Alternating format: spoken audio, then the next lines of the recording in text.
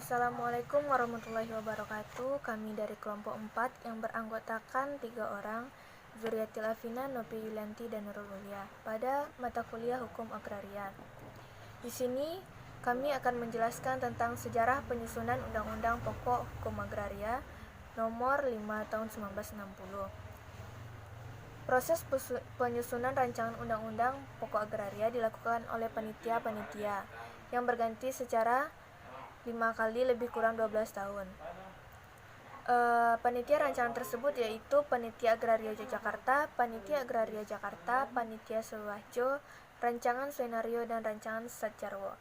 Secara garis besar, hasil pekerjaan panitia-panitia tersebut ialah: pertama, Panitia Agraria Yogyakarta pada tahun 1948 sudah dimulai usaha konkret yang menyusun dasar-dasar hukum agraria yang baru dan akan menggantikan hukum agraria warisan pemerintahan jajahan. Panitia dibentuk dengan penetapan Presiden Republik Indonesia tanggal 21 Mei 1948 nomor 16, beranggotakan pejabat-pejabat dari berbagai kementerian dan jabatan, anggota-anggota Badan Pekerja KNIP yang mewakili organisasi-organisasi tani dan daerah. Panitia bertugas memberi pertimbangan kepada pemerintah tentang soal-soal yang mengenai hukum tanah seumumnya, merancang dasar-dasar hukum tanah yang memuat politik agraria negara Republik Indonesia, merancang perubahan, pergantian, dan pencabutan peraturan-peraturan lama baik dari sudut legislatif maupun dari sudut praktek, dan menyelidiki soal-soal lain yang berhubungan dengan hukum tanah. Dan dengan dibentuknya Panitia Agraria Yogyakarta yang mengusulkan: pertama, meniadakan asas domain dan hak ulayat, yaitu hak masyarakat hukum adat. Kedua, mengadakan peraturan mengenai hak perseorangan yang kuat, yaitu hak milik atas tanah. Yang ketiga, mengadakan studi perbandingan ke negara tetangga sebelum menentukan apakah orang asing dapat pula mempunyai hak milik atas tanah.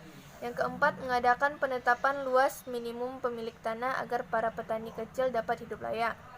Yang kelima, mengadakan penetapan luas maksimum pemilikan tanah dengan tidak memandang jenis tanahnya.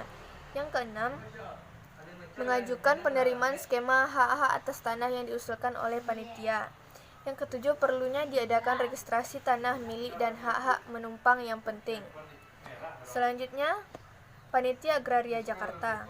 Sudah terbentuknya kembali Negara Kesatuan, maka dengan keputusan Presiden pada tanggal 19 Maret 1951, panitia terdahulu dibubarkan dan dibentuk Panitia Agraria baru yang mengusulkan: 1.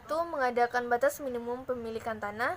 Yang kedua, menentukan batas maksimum pemilikan tanah. Yang ketiga, dapat memiliki tanah pertanian hanya warga negara Indonesia, sedangkan badan hukum tidak diperkenankan. Yang keempat, untuk pertanian kecil diterima bangunan-bangunan hukum. Yang kelima, hak ulayat disetujui untuk diatur oleh atau atas kuasa undang-undang sesuai dengan pokok-pokok dasar negara. Selanjutnya, Panitia Suwahjo mengusulkan: yang pertama, asas domain dihapuskan diganti dengan asas hak menguasai oleh negara sesuai dengan ketentuan pasal 38 ayat 3. Yang kedua, dihapuskannya asas domain dan diakui hak ulayat. Yang ketiga, asas bahwa tanah pertanian dikerjakan dan diusahakan sendiri oleh pemiliknya. Selanjutnya, dualisme hukum agraria dihapuskan secara sadar dan diadakan kesatuan hukum yang akan memuat lembaga-lembaga dan unsur-unsur yang baik. Selanjutnya, hak-hak atas tanah, hak milik sebagai hak terkuat yang berfungsi sosial. Kemudian, hak milik boleh dipunyai oleh orang-orang warga Indonesia yang tidak diadakan perbedaan antara warga negara asli dan tidak asli.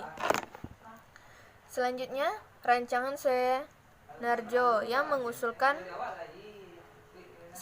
Membahas rancangan Undang-Undang Pokok Agraria secara teknis yuridis. Yang kedua, mempelajari bahan-bahan yang bersangkutan dengan rancangan Undang-Undang Pokok Agraria. Yang ketiga, menyampaikan laporan tentang pelaksanaan tugas serta asal-usul yang dipandang perlu mengenai rancangan Undang-Undang Pokok Agraria. Selanjutnya, Rancangan Satjarwo. Selanjutnya, perubahan dan keputusan yang dicabut dengan keluarnya Undang-Undang Pokok Agraria. Undang-Undang Nomor 5 Tahun 1960 tentang Peraturan Dasar Pokok-pokok Agraria mencabut Agraris Wet sebagai yang termuat dalam pasal 51 dan ketentuan dalam ayat-ayat lainnya dari pasal itu. Selanjutnya, tujuan Undang-Undang Pokok Agraria.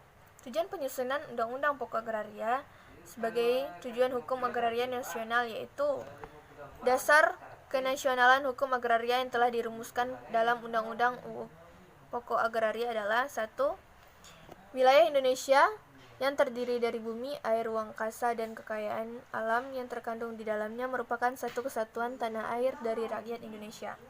Yang kedua, bumi, air, ruang angkasa, dan kekayaan alam yang terkandung di dalam merupakan karunia Tuhan Yang Maha Esa. Selanjutnya, hubungan antara bangsa Indonesia dengan bumi, air, ruang angkasa, dan kekayaan alam yang terkandung di dalamnya bersifat abadi. Selanjutnya, negara sebagai organisasi kekuasaan dari bangsa dan rakyat Indonesia diberi wewenang untuk menguasai bumi, air, ruang angkasa, dan kekayaan alam yang terkandung di dalamnya untuk sebesar-besarnya kemakmuran rakyat.